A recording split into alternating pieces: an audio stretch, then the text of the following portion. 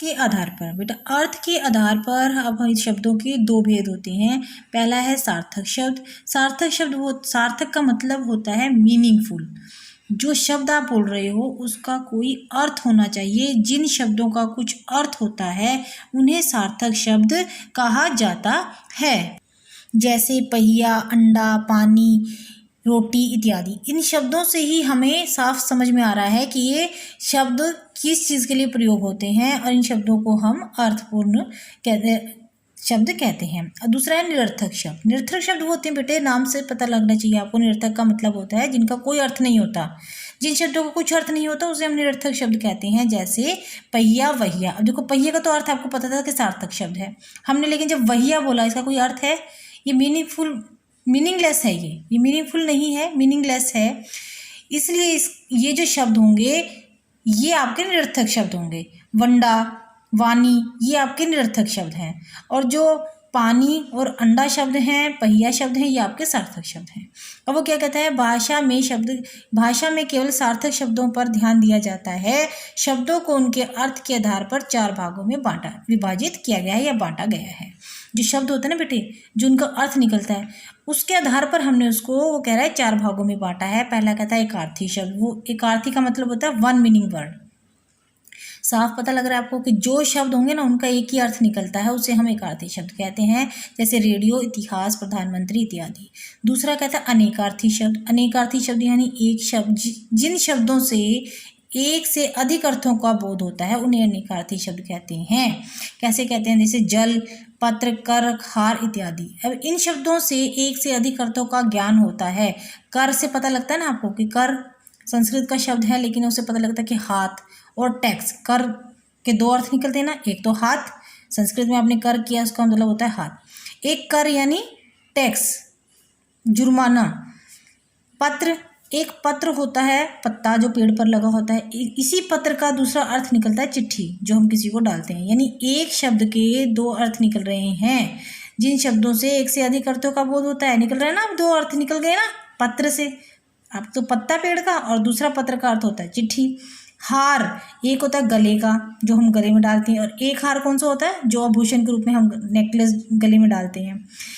वो शब्द जो 2 अर्थ देते हैं उन्हें हम अनेकार्थी शब्द कहते हैं। आपके पास आता है ना, आगे व्याकरण में बढ़ते जाएंगे आपके पाठ। तीसरा है पर्यायवाची शब्द। पर्यायवाची शब्द कौन से होते हैं? एक ही अर्थ का बोध कराने वाले भिन्न भिन्न शब्दों को पर्यायवाची शब्द कहते हैं। जैसे आँख है, आँख को हम नयन भी बोलते हैं, नेत्र भी बोलते हैं, चक्षु भी बोलते हैं, लोचन भी बोलते हैं। लेकिन एक ही चीज़ के कितने नाम हैं? एक ही अर्थ का बोध कराने वाले अलग अलग शब्दों को पर्यायवाची शब्द कहते हैं। अभी भी अलग अलग शब्द है ना, शब्द आए ना, सार्थक शब्द हुए ना, ये सार्थक शब्दों का प्रयोग हुआ है। तो आँख ही को भी आँख ही कहा, लेकिन उसके कितने नाम है? नयन, नेत्र, चक्षु, लोचन। चाहे कुछ भी कहें, लेकिन बात हम किसकी कर रहे हैं? आँख की कर रहे हैं। समझ में आया पर्यायवाची शब्द का अर्थ? विलोम शब्द होते हैं, आपको सबको पता है कि जो उल्टा बताए अर्थ। जो शब्द जो अर्थ की दृष्टि से विपरीत अर्थ व्यक्त करते हैं उन्हें विलोम शब्द कहते हैं। ऐसे शब्द जो अर्थ की दृष्टि से विपरीत होते हैं यानी उल्टे होते हैं, आपको पता है विलोम का मतलब होता है उल्टा। जैसे सत्य, असत्य, दिन, रात, दिन, आना, जाना, धन, निर्धन, हार, जीत। उल्टे शब्द जो होते हैं वो आपके विलोम शब्द कहलाते हैं। अब ये आपका हो गया चौथा, प्रयोग के आधार पर। इसका चौथा भाग है प्रयोग के आधार पर। शब्दों का प्रयोग जब वाक्यों में किया जाता है तो उन्हें हम पद कहते हैं। मैंने अभी आपको बताया था ना कि वर्ण से शब्द बने और शब्द को जब वाक्य में प्रयोग किया तो वो पद बन गए। और ये जो पद होते हैं ना, और ये वाक्य में कोई ना कोई व्याकरणिक कार्य करते हैं। व्याकरणिक कार्य यानी व्याकरण के जो नियम होते हैं, जैसे लिंग, संज्ञा, स्वर्णम, विशेषण, कारक, इन सबको लगाकर ही हम वाक्य को बनाते हैं बेटा। कैसे? देखो, विकारी शब्द कौन से होते हैं? जिन शब्दों का रूप वाक्य में प्रयोग के समय लिंग, वचन, कारक, काल आदि के कारण बदलता रहता है। देखो अब इसमें लेता है ना, उसने वो क्या कह रहा है, जो शब्द होता है ना इसका रूप किसकी वजह से बदलता है? लिंग की वजह से, समय की वजह से, वचन की वजह से, कारक करते हैं ना, कर्ता ने कर्म को करण से, काल आदि के कारण बदलता रहता है, उन्हें विकारी शब्द कहते हैं।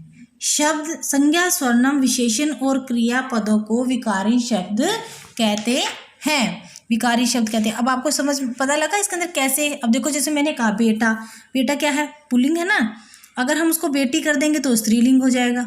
अब लिंग के हिसाब से हो गया। और समय की बात करेंगे कि कल था, कर रहा था, करूँगा, करता है, ये भी हम वाक्य के हिसाब से लगाते हैं कि मैंने कल काम कर लिया था। तो समय, लिंग, वचन, कारक ये सब विकारी शब्द में प्रयोग हुए।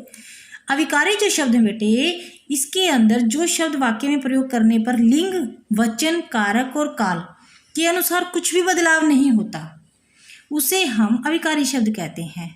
जैसे क्रिया विशेषण वाले शब्द हैं, जो संबंध बोधक हैं, समुच्चय बोधक हैं, और जो विषम्य आदि बोधक हैं, शब्दों को अविकारी शब्द कहते हैं। जैसे मैं कहती हूँ ना, लड़का सच बोलता है, लड़की सच बोलती है। देखो लड़का क्या है, लिंग है ना आपका, पुल्लिंग है ना, सच बोलता है, तो उसके साथ बोलता ही लगाया हमने, वाक्य बजाया तो उसके अंदर ता ही आया ना, उसके जो लिंग के अनुसार से वाक्य नहीं बदला, वो ही रहा, तो इसलिए इसे अविकारी शब्द कहा गया है। ठीक है बेटा। अब आगे देखो, मैं आपको एक बार पूरे पाठ का दोहराई करा दूं। हमने पहले शुरू में किया, वर्णों के सार्थक समूह को शब्द कहते हैं। शब्द को जब वाक्य में प्रयुक्त किया तो वो पद बन गया। फिर उसके मैंने आपको कहा शब्द को 4 भागों में बांटा है, स्रोत के आधार पर, रचना के आधार पर, अर्थ के आधार पर और प्रयोग के आधार पर। फिर हमने किया था उत्पत्ति के आधार पर शब्दों के भेद किए थे ना 4, तत्सम शब्द, तद्भव, देशज और विदेशज। फिर मैंने आपको दूसरा कराया भाग रचना के आधार पर, जिसके 3 भेद थे, रूढ़, यौगिक और योग रूढ़। चौथा मैंने आपको बताया अर्थ के आधार पर 2 भेद, सार्थक शब्द और निरर्थक शब्द। फिर हमने जो आपका चौथा था प्रयोग के आधार पर शब्दों के 2 भेद, विकारी शब्द और अविकारी शब्द। बेटा ये आपका शब्द विचार का पाठ था, जिसमें मैंने आपको शब्दों को पद से वाक्य में प्रयोग करके पद बनाना और उनके नियम कैसे लागू उन पर होते हैं उन्हें बनाना बताया है। और इसी के साथ मैं आपको अब प्रश्न उत्तर दूंगी आपके असाइनमेंट में, और बुक वर्क दूंगी पढ़ने के लिए। आपको प्रश्न उत्तर तो कार्य पुस्तिका में लिखने हैं 1 से 4, और असाइनमेंट बाकी आपने पढ़नी है।